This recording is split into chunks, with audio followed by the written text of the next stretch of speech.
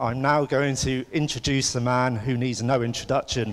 Would you please welcome to the stage Mr. Dario Argento. Now, after many years, the audience is young, girls and men. It's marvelous. Something Dario's been working on recently is on Italian TV. They've asked Dario to come up with 100 great horror films. How many of your own films did you choose in the 100?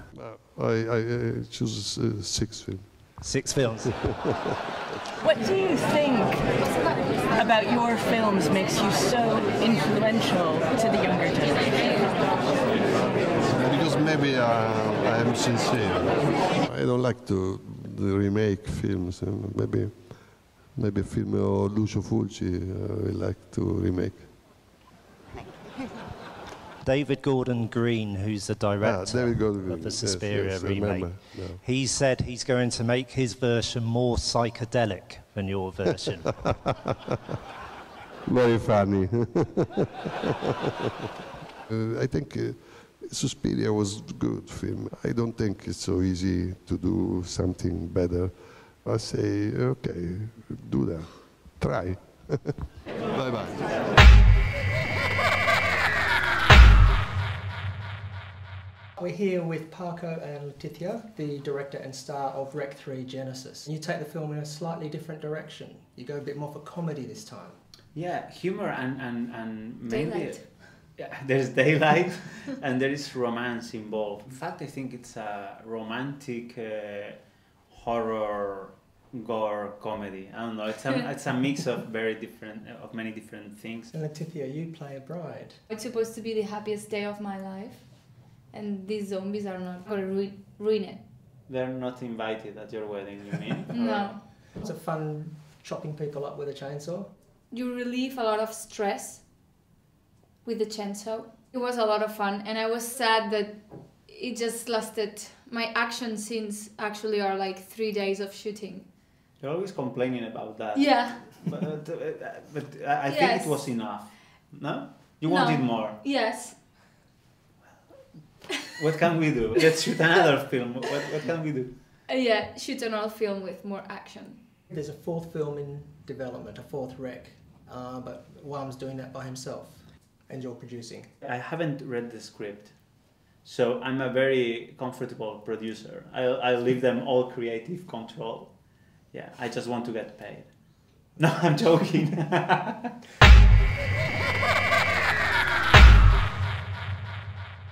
I originally submitted a bunch of different ideas for VHS, some of them with strange children with ESP and so on, and they were like, well, we really need a kind of a killer in the woods piece. So I basically went back to all the pieces that I love, all the slasher films that I love, which are a little bit more lighthearted than anything too extreme.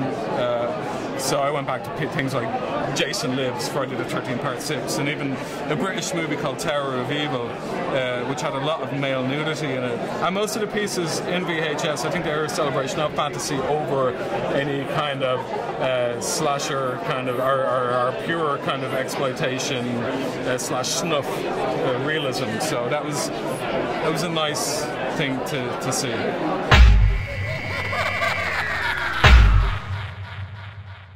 On my far left we have Mark Miller from Seraphim Films, and next to me we have Russell Charrington and friend, supervisor and director of the new Cabal Cut of Nightbreed. The beautiful thing about screening it at FrightFest today was that 1,300 people were there at 10 o'clock in the morning to watch a film that Morgan Creek believed was dead 22 years ago. I particularly like the couple who said, this was our first date movie. Oh. Yeah. That's my husband. She didn't have a wedding ring on, did you notice? Oh. I was saying, right, when the Blu-ray comes out, come on. How did you feel when you saw that original cut?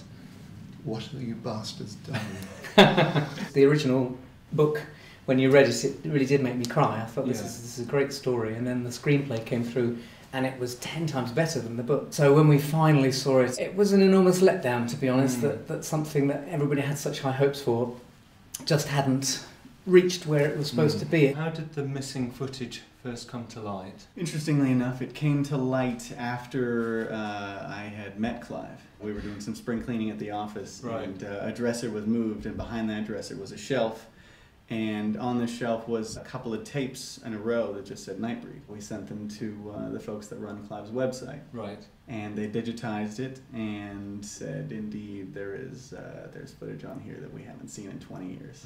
It's so close now to the original movie that we thought we were making. I think that's the exciting thing. And Aunt Bobby said it was like living in a house for 20 years and suddenly realizing there was another room. Clive was blown away when he watched the movie. I mean, that was a great moment. He watched it. He said he found himself crying. Yeah. You know, just to see the film that he had in his head all this time finally play out in front of his eyes. He said, you know, my God, we have a movie.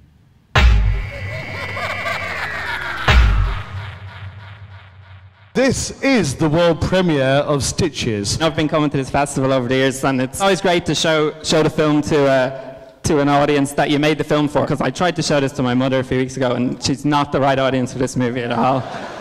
She said, when are you going to make something watchable? Go for it, Ross. What?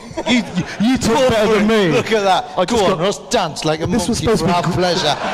This is the most... He's pissed. Look at him, he's pissed. I'm a little bit pissed. It's been a long fucking day. What are we doing here?